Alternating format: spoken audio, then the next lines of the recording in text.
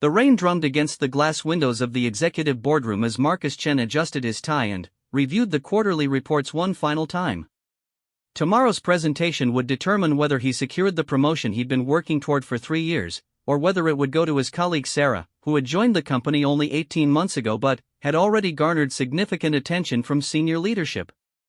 What Marcus didn't realize as he prepared his charts and rehearsed his talking points was that Sarah had been studying principles far older and more potent than any business school curriculum could offer.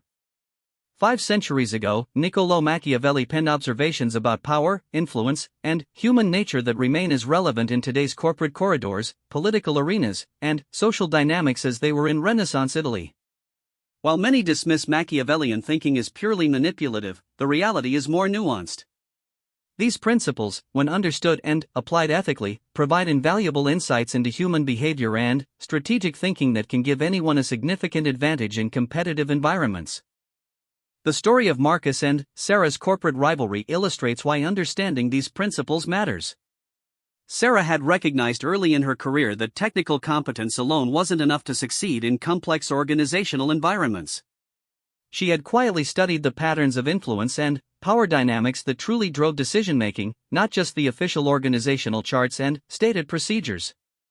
Her approach wasn't about manipulation or unethical behavior, but about understanding the deeper currents of human motivation and strategic positioning that most people either ignore or fail to recognize. Part 1: The Foundation of Strategic Thinking. The morning of the presentation, Sarah arrived at the office 2 hours early, not to rehearse her slides, but to have brief, seemingly casual conversations with 3 key decision-makers. She didn't pitch her ideas or lobby for support. Instead, she asked thoughtful questions about the company's long-term strategic challenges and listened carefully to their responses. By the time the presentation began, she had subtly positioned herself as someone who understood not just her own department's metrics, but the broader context in which those metrics mattered. This approach exemplified the first fundamental Machiavellian principle, the importance of understanding the terrain before engaging in any significant endeavor. Machiavelli emphasized that successful leaders must possess an accurate understanding of their environment, including both the obvious features and the hidden dynamics that shape outcomes. In modern contexts, this translates to developing what we might call situational intelligence, the ability to read between the lines and understand the unspoken rules that govern any given situation. Most people operate with a surface-level understanding of their environment. They focus on the formal structures, official procedures, and stated objectives without recognizing the informal networks, personal relationships, and unstated priorities that often determine actual outcomes. Sarah's pre-presentation conversations weren't just social nicety, they were strategic reconnaissance. She was mapping the real decision-making landscape, identifying whose opinions carried the most weight, what concerns kept these leaders awake at night, and how her proposal could address issues that might not even be on the official agenda. The concept of terrain extends beyond just understanding other people's motivations. It includes recognizing the timing of situations, the resources available, the constraints at play, and the broader context in which decisions are made. Marcus had prepared an excellent technical presentation with impressive data and clear recommendations. However, he had failed to consider that the company was in the middle of a cost reduction initiative, that 2 board members were particularly concerned about risk management, and that his proposed expansion plan, while technically sound, might be perceived as tone-deaf given the current organizational climate. Machiavelli's emphasis on understanding terrain also involves recognizing patterns in human behavior. People often act in predictable ways based on their interests, fears, and past experiences. Sarah had observed that the VP of Operations always asked detailed questions about implementation timelines because he had been burned by overambitious projections in his previous role. She had noticed that the Chief Financial Officer became visibly uncomfortable whenever anyone proposed initiatives without clear metrics for success. These observations informed how she structured her presentation, anticipating likely objections and preparing responses that addressed underlying concerns rather than just surface-level questions. This principle of environmental awareness connects to what Machiavelli called the lion and the fox. He argued that effective leaders must be able to embody both the strength of the lion and the cunning of the fox. The lion represents direct action, clear communication, and the willingness to confront challenges head-on. The fox represents subtlety, adaptability, and the ability to navigate complex situations through intelligence rather than force. Most people default to one approach or the other, but true strategic advantage comes from knowing when each is appropriate. Marcus embodied the lion approach. His presentation was direct, confident, and backed by solid data. He made clear arguments for why his proposed strategy was the right choice and addressed potential objections through logical reasoning. This approach had served him well in technical roles where problems had clear solutions and success was measured by objective criteria. However, he failed to recognize that the promotion decision wasn't purely technical. It involved subjective judgments about leadership potential, cultural fit, and the ability to navigate ambiguous situations where there might not be clearly right or wrong answers. Sarah demonstrated the fox approach in her pre-presentation reconnaissance, but she also knew when to shift to the lion mode during the actual presentation.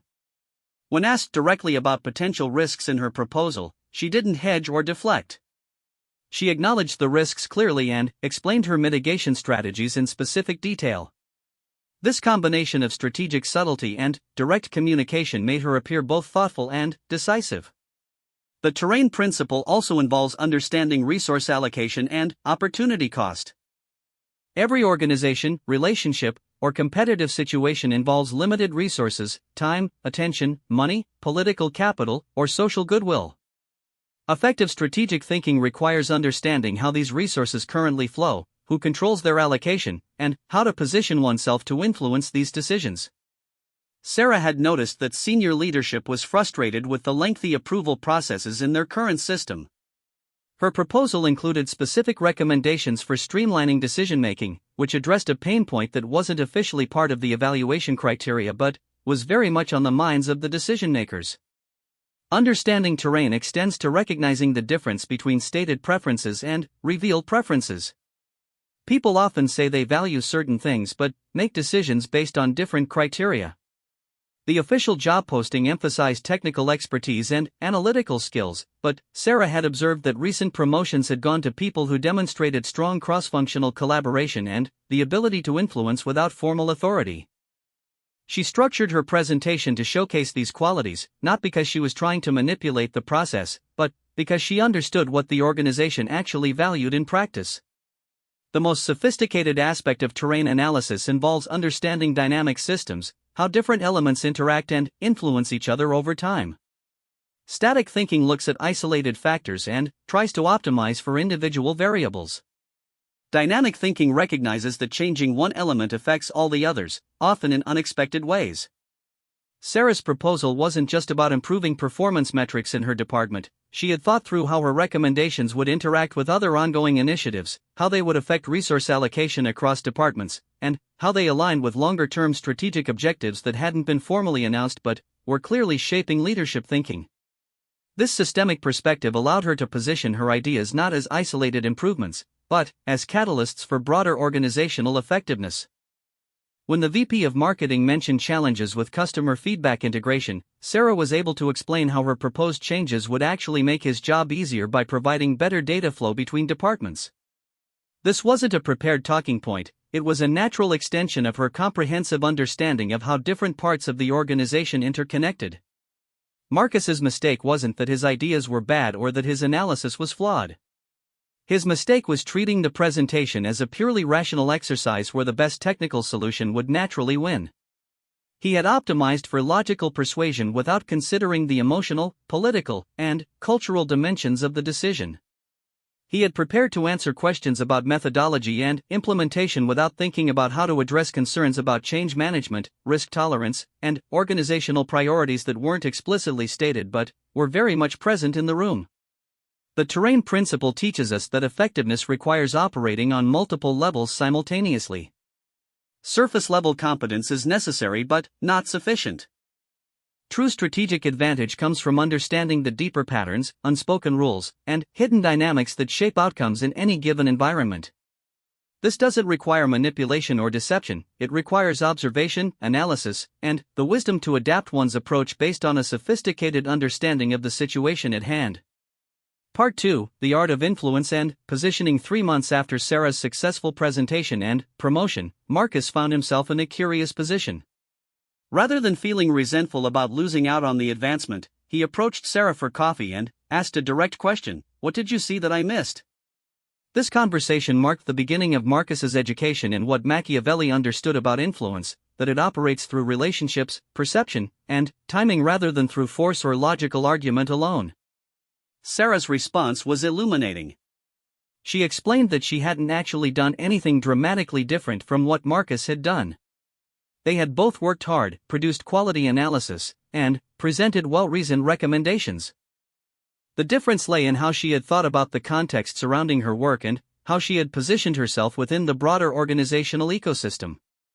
This positioning involved several interconnected principles that Machiavelli would have recognized immediately. The first principle involves the strategic management of information. Most people think about information in binary terms, either sharing everything they know or keeping secrets. Machiavelli understood that effective influence requires a more nuanced approach to information flow. It's not about withholding information to maintain power, but about timing the release of information for maximum impact and ensuring that the right people have the right context to make good decisions. Sarah had shared her preliminary findings with key stakeholders throughout her research process, not as a way to lobby for support, but as a way to refine her thinking and ensure she was addressing real problems rather than hypothetical ones. This approach served multiple purposes. It made her final recommendations stronger because they incorporated feedback from people with different perspectives. It also meant that by the time of the formal presentation, the core concepts weren't completely new to the decision-makers. They had already had time to consider the implications and work through potential objections in low-pressure settings.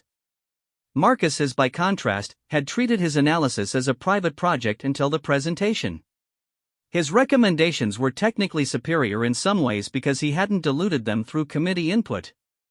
However, his approach meant that decision-makers were hearing complex ideas for the first time in a formal setting where they couldn't ask clarifying questions or explore implications without appearing unprepared. The result was that even good ideas felt risky because they hadn't been socialized and tested through informal discussion. The information principle extends beyond just sharing findings.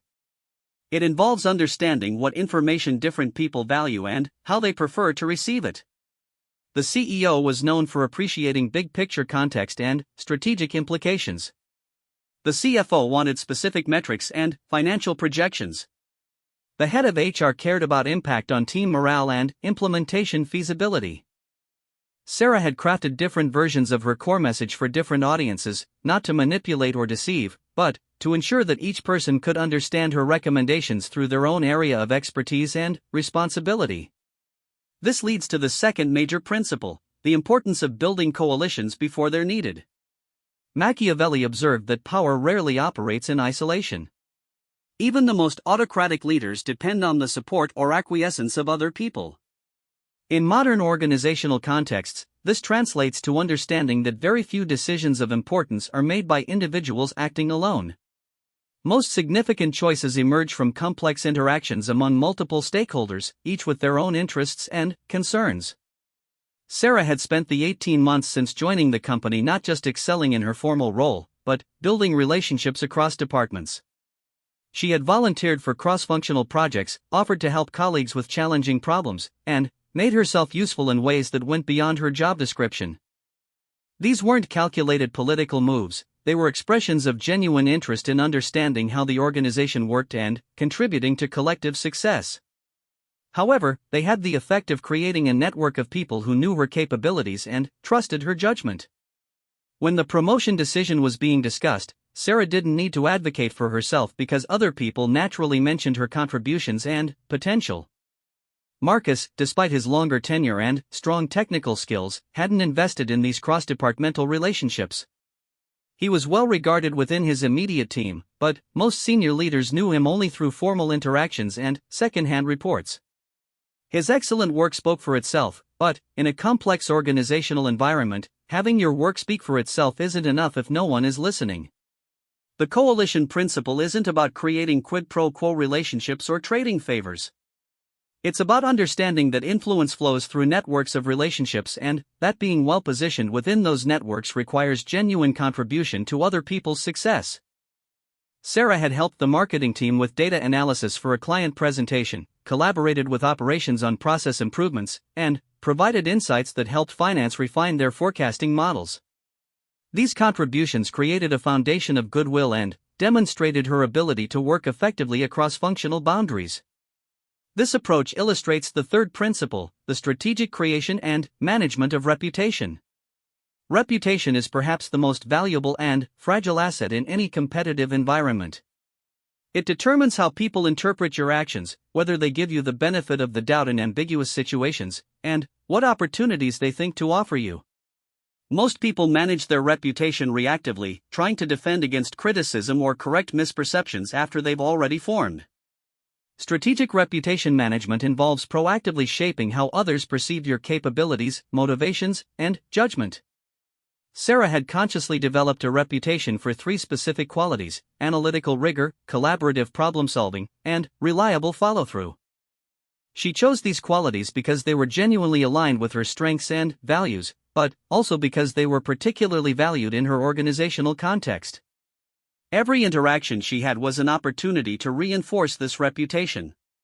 When she asked questions in meetings, they demonstrated analytical thinking. When she offered suggestions, they showed collaborative orientation. When she committed to deliverables, she exceeded expectations on timing and quality. Marcus had an excellent reputation for technical competence and individual achievement, but he had inadvertently created a perception that he was more comfortable working independently than leading collaborative efforts. This perception wasn't entirely accurate, but it had formed through accumulated small interactions over time.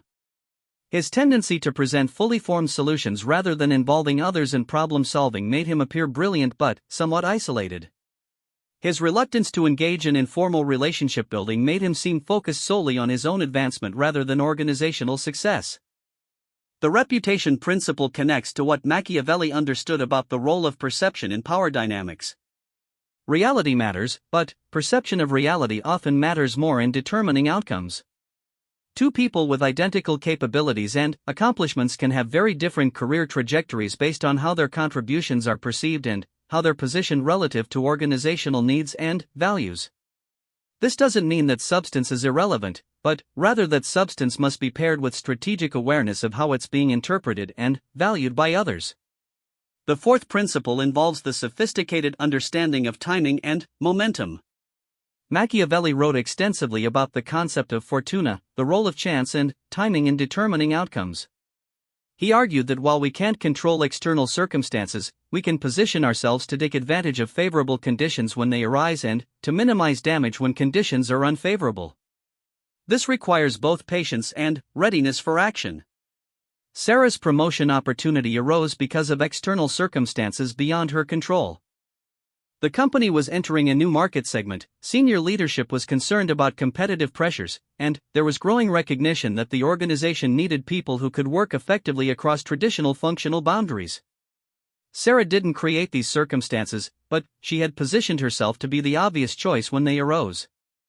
Her cross-functional experience, analytical capabilities, and collaborative reputation aligned perfectly with what the organization needed at that particular moment. Marcus had been preparing for a promotion based on his understanding of what had historically led to advancement in his department: technical expertise, individual achievement, and tenure. These factors were still important, but the organizational context had shifted in ways that made different qualities more valuable. He was optimizing for yesterday's success criteria rather than tomorrow's challenges.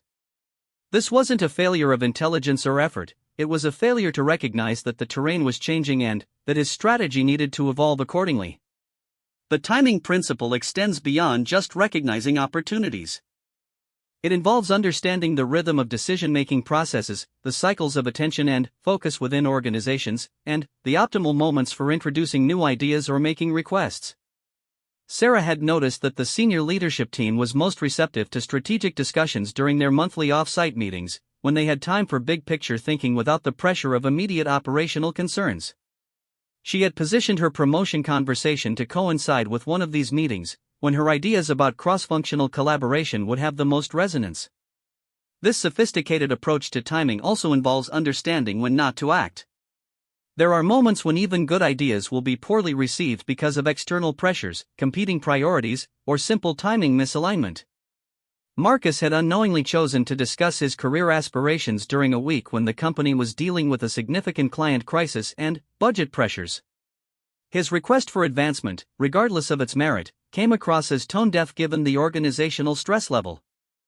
The final principle in this section involves what Machiavelli called the management of expectations. Successful influence requires carefully calibrating what you promise, when you deliver, and how you frame both successes and setbacks. People who consistently exceed expectations build credibility and trust. People who overpromise and underdeliver, even when their actual performance is objectively good, create disappointment and skepticism. Sarah had developed a systematic approach to expectation management. She typically provided conservative estimates for timelines and deliverables, then delivered ahead of schedule or above specification. When she encountered obstacles or delays, she communicated early and provided specific plans for resolution. This approach created a reputation for reliability that made people comfortable giving her additional responsibilities and trusting her with important projects. Marcus tended toward optimistic projections and ambitious commitments. His intentions were good, he wanted to demonstrate enthusiasm and capability, but the result was a pattern of small disappointments that undermined confidence in his judgment. He delivered quality work, but often later than promised or with features that differed from initial expectations. These weren't dramatic failures, but they created a subtle perception that he might be better suited for individual contributor roles than leadership positions where predictability and judgment are crucial. The art of influence, as Machiavelli understood it, isn't about manipulation or deception. It's about understanding the complex web of relationships, perceptions, and circumstances that shape how decisions are made in practice rather than in theory. It requires genuine competence as a foundation, but it also requires strategic thinking about how that competence is perceived, positioned, and leveraged within specific contexts. Most importantly, it requires patience and persistence in building the relationships and reputation that create sustainable influence over time. Part 3, Mastery through Strategic Adaptation. 6 months after their initial coffee conversation, Marcus had undergone a transformation that surprised even Sarah. He had begun applying the principles she'd shared, but, more importantly, he had developed his own understanding of how strategic thinking could be integrated with his natural strengths rather than replacing them. This evolution illustrated the most sophisticated aspect of Machiavellian principles, their adaptability to different personalities, situations, and ethical frameworks. Marcus's journey began with a fundamental shift in perspective. Instead of viewing strategic thinking as a separate skill set to master, he began to understand it as a lens through which to view his existing capabilities. His technical expertise didn't become less important, it became the foundation for more effective influence. His analytical skills weren't diminished, they were expanded to include analysis of human behavior and organizational dynamics alongside technical problems. His preference for direct communication wasn't abandoned, it was refined to include consideration of how, when, and to whom to communicate for maximum effectiveness. This integration process revealed one of Machiavelli's most important insights: successful strategy is always contextual and personal. The principles remain constant, but their application must be tailored to individual strengths, organizational culture, and specific circumstances. Sarah's approach had worked for her because it aligned with her natural interpersonal skills and her preference for collaborative problem-solving.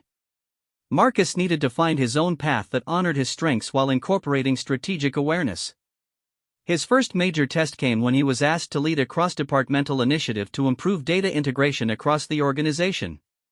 This project had been attempted twice before without success, largely because it required cooperation from departments that had competing priorities and limited incentive to change their existing processes. The previous approaches had focused on technical solutions and management mandates, both of which had failed to address the underlying resistance to change. Marcus applied the terrain analysis principle by spending the first month of the project not on technical architecture, but on understanding the actual workflow and pain points within each department. He discovered that the official process documentation bore little resemblance to how work was actually conducted. People had developed informal workarounds and shortcuts that helped them meet their immediate objectives but created data inconsistencies downstream.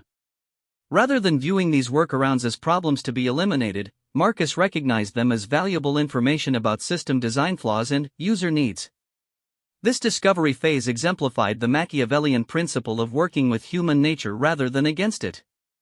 Previous attempts to improve data integration had focused on forcing compliance with ideal processes. Marcus's approach recognized that the informal adaptations people had developed contained important insights about what would actually work in practice. His technical solution incorporated these insights, creating a system that supported people's natural workflow patterns while achieving the desired integration objectives. The collaboration required for this project also taught Marcus about the principle of reciprocal benefit that underlies sustainable influence. Each department had legitimate concerns about the time and effort required to participate in the data integration initiative. Rather than trying to override these concerns through management authority, Marcus worked to understand how improved data integration could address problems that each department was already trying to solve. The marketing team was struggling with attribution analysis. Better data integration would provide more accurate customer journey tracking. The finance team was spending excessive time on manual reconciliation. Automated data flow would eliminate most of this work. By framing the project in terms of mutual benefit rather than compliance with corporate initiative, Marcus was able to generate genuine enthusiasm for the changes rather than grudging participation. This approach took longer than simply mandating participation, but it created more sustainable buy-in and ultimately led to better implementation. The departments that had previously been obstacles became advocates for the project because they understood how it served their own interests. This experience also illustrated the importance of what Machiavelli called the long view, the ability to sacrifice short-term gains for long-term advantage. Marcus could have implemented a technical solution more quickly by working around departmental resistance rather than addressing it directly. The immediate metrics would have looked better, and he would have received credit for rapid delivery. However, such an approach would have created ongoing maintenance problems and would have positioned him as someone who could execute technical projects but couldn't manage complex organizational change. Instead, Marcus invested in the more difficult work of building consensus and addressing root causes. This approach meant that his project took longer to complete, but it also meant that the results were more durable and that his reputation evolved from skilled individual contributor to effective leader of complex initiatives. The slower path ultimately led to faster career advancement because it demonstrated capabilities that were more valuable to the organization's long-term success. The data integration project also provided Marcus with insights into the principle of strategic visibility that complements the earlier discussion of reputation management.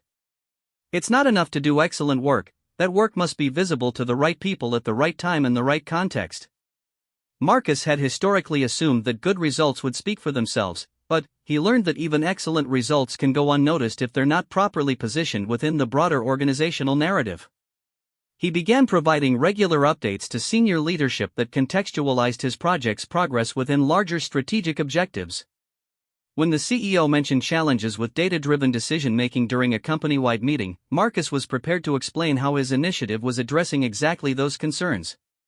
When the board asked about operational efficiency improvements, Marcus could provide specific examples of how better data integration was reducing manual work and improving accuracy across multiple departments. This visibility wasn't self-promotion, it was strategic communication that helped leadership understand the value and implications of the work being done. Marcus learned to present his updates in terms of organizational benefit rather than personal achievement, which made them more credible and more valuable to the recipients. He also learned to connect his project's success to other people's contributions, which reinforced the collaborative relationships that had been essential to the project's success. The most sophisticated aspect of Marcus's development involved learning to navigate the inevitable conflicts and setbacks that arise in any complex initiative. His initial instinct was to solve problems through technical excellence and logical argument, but he discovered that many obstacles were actually relationship challenges disguised as technical issues. When the operations team began raising concerns about implementation timelines, Marcus's first response was to provide more detailed project schedules and technical documentation. However, he quickly realized that their real concern wasn't about timeline feasibility, it was about resource allocation and the potential impact on their ability to meet current commitments. This insight led Marcus to understand the Machiavellian principle that effective problem-solving often requires addressing unstated concerns rather than stated objections. People don't always express their real worries directly, either because they're not fully conscious of them or because they don't feel safe articulating them openly. Strategic thinking involves developing the ability to recognize these hidden concerns and to address them constructively without forcing people to admit that their stated objections weren't their real issues. In the operations team situation, Marcus worked with the department head to identify specific areas where the data integration project could actually reduce operational burden in the short term while the longer-term improvements were being implemented. This approach addressed the unstated concern about resource constraints while maintaining forward momentum on the broader initiative. It also demonstrated his evolution from purely technical problem-solving to the more complex skill of organizational problem-solving. Perhaps the most important lesson Marcus learned was about the relationship between authenticity and strategic thinking. His early attempts to apply Machiavellian principles had felt uncomfortable because he was trying to adopt behaviors that didn't align with his natural communication style and values.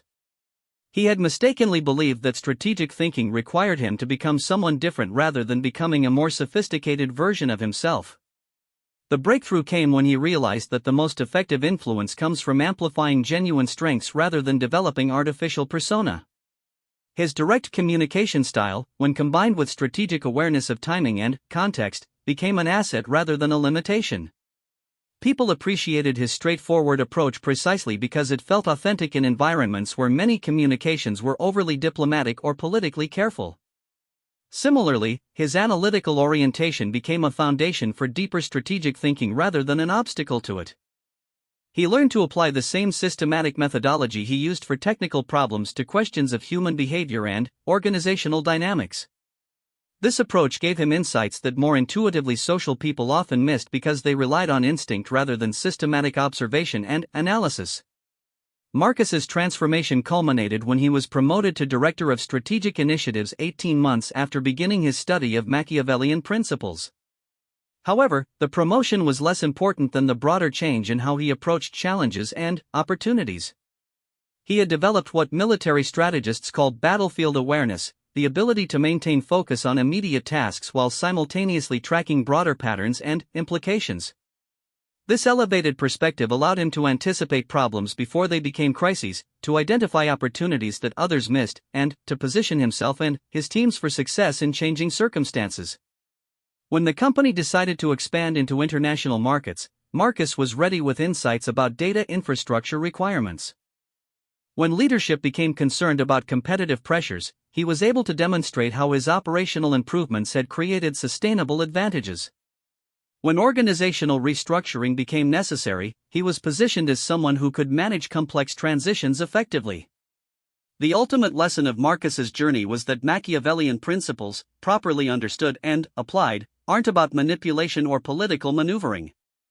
They're about developing a sophisticated understanding of how human behavior, organizational dynamics, and strategic positioning interact in complex systems. This understanding enables more effective contribution to collective success, more satisfying career development, and more positive impact on the people and organizations we work with. The principles Machiavelli articulated 5 centuries ago remain relevant because they address fundamental aspects of human nature and social organization that transcend specific historical contexts. People still respond to incentives, still form alliances based on mutual benefit, still make decisions based on incomplete information and emotional factors alongside rational analysis. Organizations still struggle with coordination problems, resource allocation challenges, and the difficulty of aligning individual motivations with collective objectives. What has changed is the complexity and speed of modern environments, which make strategic thinking more valuable than ever. In a world where information flows rapidly, where organizational structures are constantly evolving, and where competitive advantages are increasingly temporary, the ability to understand and navigate complex systems has become essential for anyone seeking to make a meaningful impact. The story of Marcus and Sarah illustrates that these principles can be learned and applied by anyone willing to invest in developing strategic awareness. Success doesn't require natural political instincts or manipulative tendencies. It requires curiosity about how systems work, patience in building relationships and reputation over time, and the wisdom to adapt strategies based on changing circumstances while maintaining consistent values and authentic character. Most importantly, the effective application of Machiavellian principles creates positive-sum outcomes rather than zero-sum competitions. When people understand how to work effectively within complex systems, they're able to create value for others while advancing their own objectives. When they build influence through genuine contribution and strategic positioning, they make themselves valuable to their organizations and colleagues. When they develop reputation through consistent excellence and collaborative problem solving, they create opportunities not just for themselves but for the people they work with. The choice to study and apply these principles is ultimately a choice between reactive and proactive approaches to professional and personal development. Those who ignore the strategic dimensions of their environment will find themselves constantly surprised by outcomes that seem arbitrary or unfair. Those who develop strategic awareness will find themselves better positioned to create the outcomes they desire while contributing meaningfully to the success of others. In an increasingly complex and competitive world, this choice becomes more consequential with each passing day. The principles outlined in this document provide a foundation for that development, but they must be adapted to individual circumstances, applied with consistent ethical standards, and refined through practical experience. The goal isn't to become a calculating political operator, but to become someone who understands how to work effectively within the complex realities of modern organizations and relationships. This understanding, properly developed and applied, becomes one of the most valuable capabilities anyone can possess in navigating the challenges and opportunities of contemporary life.